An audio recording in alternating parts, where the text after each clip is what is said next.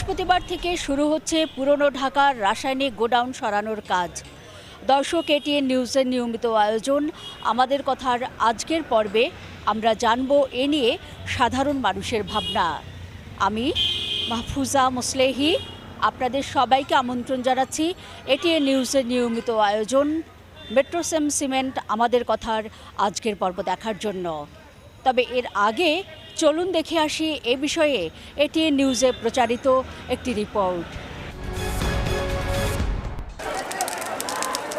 পুরান ঢাকায় গেল এক দশকে দুটি ভয়াবহ অগ্নিকাণ্ডের ঘটনায় ঝরে পড়েছে প্রায় ২০০ তাজা প্রাণ।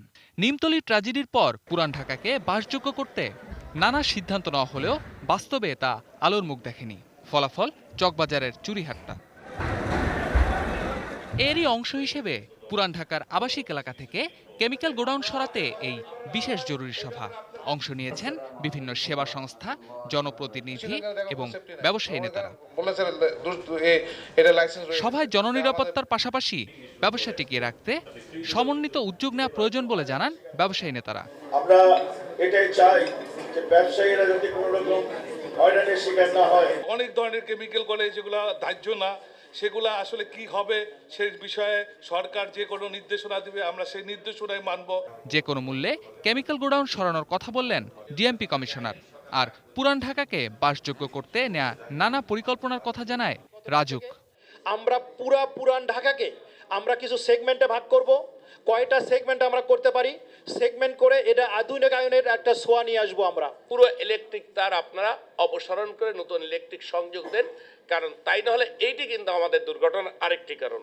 গ্যাস লাইন ওই দিন রাতে 2 ঘন্টা পর্যন্ত গ্যাসের লোক খুঁজে পাই নাই। একই ঘোষণা সাইদ খোকনেরও, যদিও এই এলাকার ব্যবসা সম্প্রসারণে সর্বাত্মক সহযোগিতার কথাও জানান তিনি। আর প্রধানমন্ত্রীর নির্দেশনা বাস্তবায়নে নিজের কঠোর অবস্থানের কথা জানান পুলিশ মহাপরিদর্শক। আমরা এবার যে নামবো একেবারে সত্যিকার অর্থে হাটঘাট বেঁধে সবাই মিলে নামবো। এই দেশটা আমাদের পরবর্তী প্রজন্মের জন্য বাসযোগ্য করে যেতে হবে, যেটা মাননীয় প্রধানমন্ত্রী স্বপ্ন দেখছেন, সেই স্বপ্নের অংশীদার আমরা এখানে সবাই।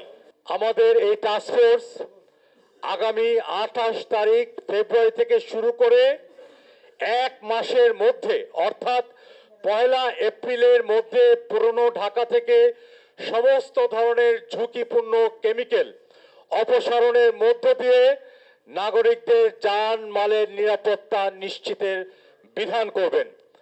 গোয়েন্দা সংস্থারা। শফিকুল হক, এটিএন নিউজ, ঢাকা। রিপোর্টটি দেখবার পর এবার আমরা চলুন দেখে আসি এ নিয়ে সাধারণ মানুষ কি ভাবছেন।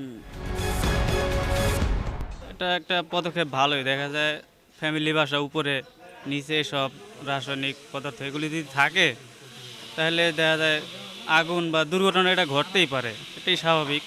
কারণ এগুলি তো আর কেউ ইচ্ছা করে হয় না, দেখা যায় দুর্ঘটনা ঘটে যাইতে পারে। এগুলির কারণে যদি দেখা যায় আপনার আগুন বাড়ে তাহলে তো ক্ষতিকর। মেয়র যেটা উদ্যোগ নিচ্ছে এটা করাই ভালো, ঢাকার বাইরে রাসায়নিক নেওয়াটাই বেটার। এখানে যানজট এমনি দুর্ঘটনা ঘটতেই পারে। নিমতলির ঘটনার পরে তো নেওয়ার কথা ছিল, কিন্তু এটা উদ্যোগ নেওয়া সেটা আবার স্টপ হয়ে গেল, না হয় না। এখন নতুন করে আবার সিদ্ধান্ত নিয়েছে মেয়র সাহেব, যদি এটা খুব ভালো, এটাই আমরা স্বাগত জানাই। কিন্তু এই এলাকায় যেভাবে বিস্ফোরক দ্রব্যগুলো থাকে, যে অব্যবস্থাপনা, এগুলো দুর্যোগ মুহূর্তে যে কোনো একটা কিছু যে ফায়ার সার্ভিস কাজ করবে সেটাও পারে নাই, সন্তোষজনক পারে নাই। তো না পারার কারণে এগুলো সরানোটাই ভালো। প্রত্যেকটা হোটেলের মধ্যে ছিল, এখানে গ্যাস সিলিন্ডার ছিল একাধিক ছিল, কিন্তু এদের কি ছিল, কয়টা ফায়ার ছিল, ফায়ার বোতল ছিল, এটা থেকেও জিজ্ঞাসা করে না। আপনার ফ্যাক্টরিতে রাখবেন, আপনার বোতল ব্যবহার করবেন, কিন্তু এটা রাখবেন না, হয়তো হইলো। শুধু মেয়রের সিদ্ধান্ত নিলে হবে না, এটাকে বাস্তবায়ন করতে হবে। যেহেতু আমাদের এলাকায় অনেক ক্ষয়ক্ষতি হয়েছে, যেটা কখনো আর পূরণ হবে না। তাই চাই শুধু মেয়রের সিদ্ধান্ত না, আমাদের এলাকাবাসীকেও সতর্ক হতে হবে, যাতে আর এই ধরনের গোডাউন, এই ধরনের কেমিক্যালের ব্যবস্থা এখানে না থাকে, যাতে আর কোনো মানুষ এভাবে ক্ষতি না হয়। এখানে যে ক্ষতি হয়েছে সেটা পূরণ কখনোই হবে না। এখানে যে দুর্ঘটনা ঘটছে এটা সিলিকন স্প্রে যেটা এবং সিলিন্ডার যেই বিস্ফোরণ ঘটছে, এটা স্থানীয়ভাবে অনেকে জানে না যে এখানে স্প্রে ছিল আর কি, বডি স্প্রে ছিল, বিভিন্ন জায়গাকার বডি স্প্রে মজুদ ছিল। তো এই না জানার কারণেই মূলত এই দুর্ঘটনাটা আরও বেশি ঘটছে। না, রাসায়নিক তো আমরা সবসময় বিপজ্জনক, সবসময় আমাদের বিপদের দিকে আমাদেরকে ঝুঁকির মধ্যে একটা রাখে, আমরা একটা বাড়তি একটা টেনশনে থাকি। তো ধরেন আপনার রাসায়নিকগুলো না থাকলে আমরা সবচেয়ে নিজেরা একটু নিজেকে চিন্তিত বোধ কম মনে করি আর কি, এইটা আর কি। এই জন্য আমরা রাসায়নিকগুলো উঠে ফেলার জন্য আমরা একমত আছি। আমাদের ঢাকা দক্ষিণের মেয়র অত্যন্ত গুরুত্বপূর্ণ সহিত এই রাসায়নিক দ্রব্যের যে গোডাউনগুলি আছে, ফ্যাক্টরিগুলি আছে, এখান থেকে সরিয়ে ফেলার জন্য আন্তরিক হয়ে উঠছেন। আশা রাখি 1 সপ্তাহের মধ্যেই এটা সরে ফেলা উচিত এবং আগামীতে আবারও যেন এই ধরনের রাসায়নিক দ্রব্যের কোনো গোডাউন, কোনো ফ্যাক্টরি কেউই এখানে স্থাপন করতে না পারে। এখানে যদি দূরে চলে যায় তা আমাদের জন্য ব্যবসায়ী যারা আছে একজন ক্ষতিগ্রস্ত হবে।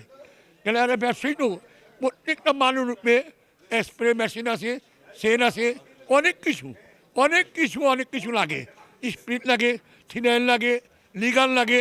এগুলো তো মনে করেন মারাত্মক জিনিস। এগুলো একটু দূরে রাখলে ব্যবসার উপরে আঘাত করে যাবো গা, কিন্তু সাবধানে চলাফেরা করতে হবে। আর আমাদের পুরান শহর এই সাইডে জমি নাই রাখে, এই জীবন চলেই যায় সারা জীবনের জন্য। বাস এই যে নিমতলের ঘটনাটাতে শিক্ষা নিয়ে যদি সেগুলো সরিয়ে ফেলতো তাহলে আজকে এই দুর্ঘটনা ঘটতো না। সেটা যদি আমাদের আরও শিক্ষা নেওয়ার প্রয়োজন ছিল বা সরকারের পদক্ষেপ নেওয়া প্রয়োজন ছিল। পুরান ঢাকায় খুব ঘনবসতি এলাকা, এখানে এই ধরনের ধার্য পদার্থ এবং কেমিক্যাল এগুলো মানুষের জন্য খুব বিপজ্জনক। এখানে সামান্য কোনো অগ্নিকাণ্ড ঘটলে দেখা যায় এইগুলো বাস্টে বিভিন্ন জায়গায় ছড়ে যায়, তাহাতে করে এখানে ঘনবসতি এলাকায় এখানে মরণ ফাঁদ হয়ে যায়। অতএব এটা অচিরেই এটা যদি সরিয়ে ফেলা হয় তখন মানুষের জন্য মঙ্গলজনক। না সরাইলে তো আবারও এই ভয়াবহ অগ্নিকাণ্ড এর হাত থেকে আমরা পরিত্রাণ চাই। এতগুলো লোকের হতাহত নিহত ঘটনা অত্যন্ত দুঃখজনক। আমরা এর থেকে পরিত্রাণ চাই। গোডাউনগুলো অচিরেই যাতে সরানো হয় এবং কার্যকরভাবে এই আদেশ যাতে পালন করা হয়, বাস্তবায়ন করা হয়। মেয়র সাহেব যদি এটা আগে থেকে যদি এই সিদ্ধান্ত নিত, আজকে হয়তো আমাদের যে দুর্ঘটনাটা ঘটছে ওটা থেকে হয়তো আমরা রক্ষা পেতাম, যে অনেক মানুষ হয়তো রক্ষা পেত, অনেকগুলো ফ্যামিলি হতো আজকে জীবন হারাতো না, তাদের আজকে এই কষ্ট ভোগ করতে হতো না। ওটা সরিয়ে ফেললে আশা করি আমার দৃষ্টিতে ভালো হবে।